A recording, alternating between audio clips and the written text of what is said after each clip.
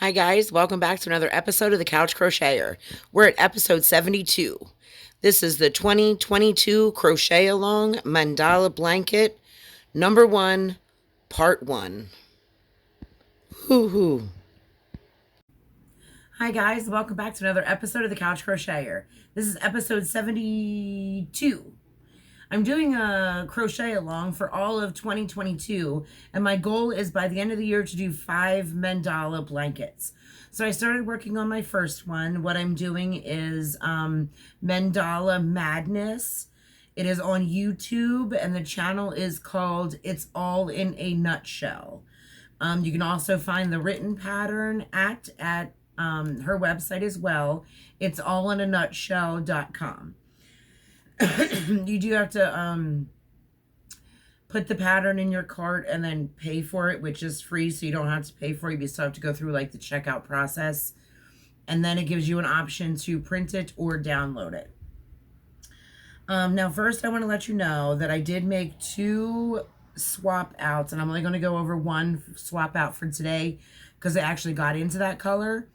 The color originally was supposed to be like a wine color. Where is it?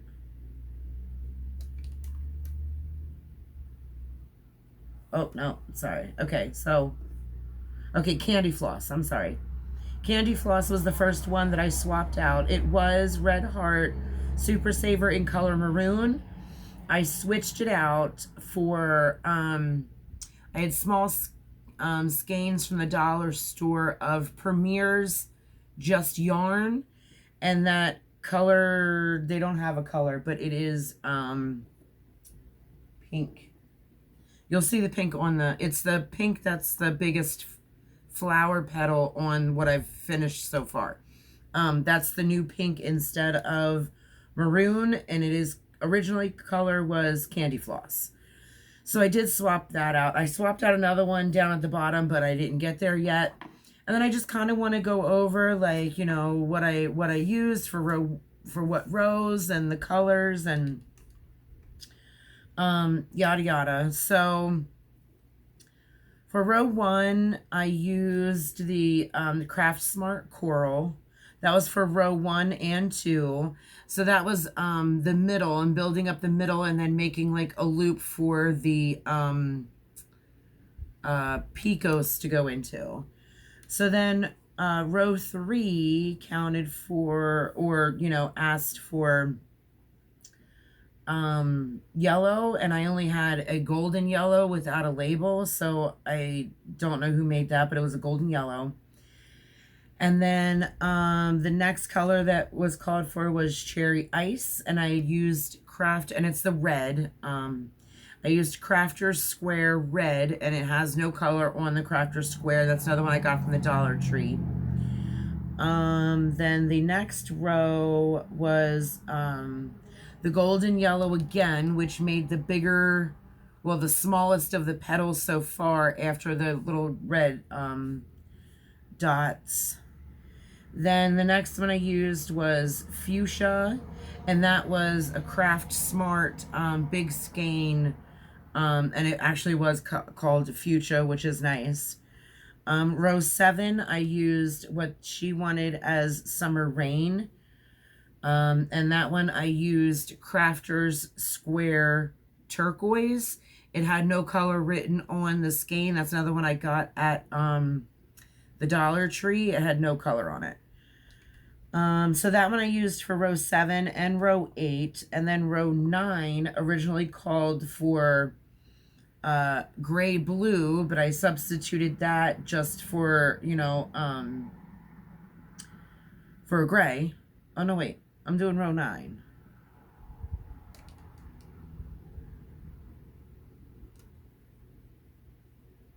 Uh-oh. Guys, I just realized I think I messed up. I'm certainly not fixing it, though.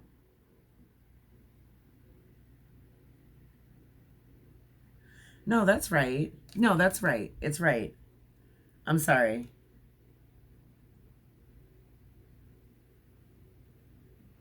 Row 9, I used, okay, I see where okay. I did not mess up. I got a little confused. Okay, so row 7 and row 8 were both the same color, and that I used the turquoise. Okay. So then was row 9 and 10. And this one I want to stop and make a little comment about because I loved this. I learned something new. And I think that's why I love it. So they called for gray blue. And I substitute that one just for soft gray by Studio Classic by Nicole. So let me take a little pause break and go over this. And I just want to show it to you here live. Now, all through here, it has textures. Like this yellow sticks up from the peachy color. Then you have another row peachy, and then this red bobble thinger sticks up. And then, you know, the flower petal leaves stick up here. They're all 3D. And then you go like a couple rows, just, you know, flat stuff. And then you get to this row. This row kind of like loops over like a tube. And I thought it was amazing. And I really like was, what? Really? So the previous row, I think you did front loop only. Then for this row, you just did, no, wait, let me think about this. No, for this row, you did front loop only on a triple. So you do a front loop on a triple. And then the next row that you do, and it's still, excuse me, I might have to sneeze. And it was still the gray. But you actually took the top of those triples. You would go into the back loop then, and then go into the back and pick up the back loop of the blue, and then that would make it poof out like this. I don't know if this is doing it any justice or you can even see it. I mean, I certainly hope you can. But that row, like, floored me. I learned something new, and I was like, oh my God, like, I love it. I absolutely love it. And I think I might try this as a border. Because if I do a single crochet all the way around whatever project, and then do a front loop triple, then do a back loop from the previous row that you just did the front loop out of, you go back down to that row and do a back loop, and it makes it stick out. I think I might try that. Oh, I'm sorry. My elbows crack. And they hurt if they don't crack. So I think I might try to do that as a border. Okay, so going on. So the next one was 11 and 12, and they originally called for fuchsia. And again, I had fuchsia in the Craft Smart. Then, where was it? Fuchsia. Okay, so 13 and 14 is the color that I swapped out, which I originally had was maroon, and I swapped it out for this pink of the Just Premier's, hold on, it's Premier's Just yarn. And I'm just calling it pink because it doesn't have a number. I'm so happy that I swapped this out and that someone brought it to my attention that I was correct, that Candy Floss was kind of like a pinky, whitey, translucent-y color, maybe, possibly. But I'm glad I swapped it out. It looks so much better than I think the maroon would have. So far, I'm very, very happy with the colors that I chose and how it is looking. So then the very last row was 15 of part 1. They wanted fuchsia, which is, you know, the purple. So guys, again, I'm, you know, going to insert a picture of it here, laid out on the back of the couch. And so you guys can see what it's looking like. It looks like it is curling, and it also looks like it's slightly crooked. In the pattern notes and in the YouTube tutorial, she does say that it is going to look a little bit off kilter, and it is going to be a little bit wrinkly and not quite sitting flat, that will all pull up and even out once we pull this row, that row, and she said as you go, it'll flatten out a little bit more. So like I said, it does look like it is a bit off kilter at the moment, but she said don't stress that, it will balance out. So guys, I am super excited that I got part 1 of the tutorial done. I'm going to see if I can get part 2 done here. Maybe not tonight because it is already 3 in the morning. Maybe by Monday, well, Sunday night when I come in. Maybe Sunday night I'll work on it. And then Monday night or Monday morning, I should have section or part 2 finished. Part 2 doesn't seem as long as part 1. Neither do part 3 and 4. But it looks a little bit more detailed. Actually, all the parts from here on in look a little shorter than part 1 was as far as like rows. But again, I'm positive because it keeps growing that it's going to be more detailed. Therefore, that's why she broke it down in shorter sections or shorter rows or less rows within that section or part, if I'm making any sense. So guys, I'm very proud of my progress. I'm loving it. I'm loving the colors. I'm loving how it's working up. I'm loving the pattern.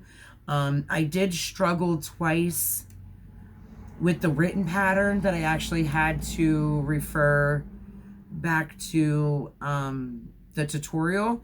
It was the gray poofy part and row 1, 2, 3, 4, 5, 6, I believe. Yes, row 6, where I actually had to, no, 6, 7, 8, 9, 10. Row 10? Nope, row 11. Row 11, where I had to do this like dip here. I wasn't exactly sure what they were talking about that I had to go down to. So I had to look that up. And then I had to look up these gray poofies. Well, not look them up. Watch the tutorial for to make sure that I was doing it right. I could just wing it, but I kind of really want it to be perfect because of the stitch count. If this stitch count is off by 1, your whole entire blanket is not going to work out. Then you're going to have to rip it out to where you figure everything out. And then that's just, you know, that's too much for me. That's too much. Let me just keep going. Alrighty, guys. So I'm going to finish off today's video with a reading by Melody Betai, Journey to the Heart, Daily Meditation on the Path of Freeing Your Soul. Now, we are on January 26th, and this one seems to be a wee bit long-winded. So bear with me here. See life through the eyes of your soul. Once, many, many, many years ago, I woke up in the middle of the night. Only I wasn't in bed sleeping. I was on the ceiling looking down on my body lying on the bed. I studied myself, a little surprised at how unusual I looked from the outside. The next thing I knew, I was back in bed. My soul reconnected to my body. That experience was the beginning of a journey that led me to understand I was more than just a body. I had a soul. I was about to embark on a path that would consciously connect me to that soul.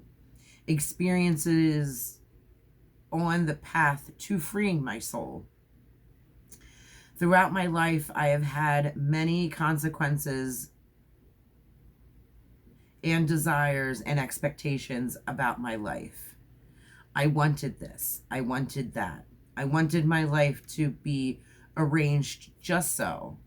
What I've understand over time is that the journey I'm taking is not one based on arranging my life in a particular way, then keeping it just so.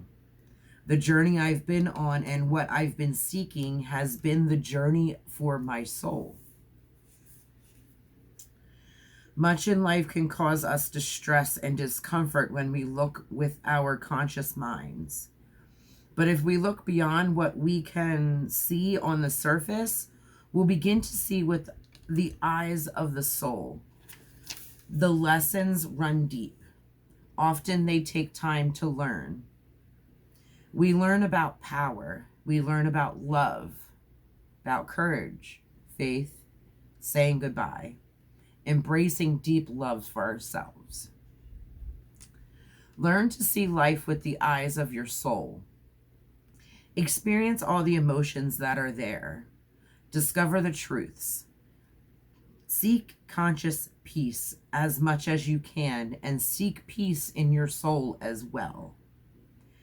Let your soul lead you through the meadows and take you down deep into the valleys, for all the experience are just that, experiences, on this mystery journey of the soul. So guys, that is all I have for you today. Thank you so much for stopping by. I hope you enjoyed today's video. Be safe and stay groovy. Bye.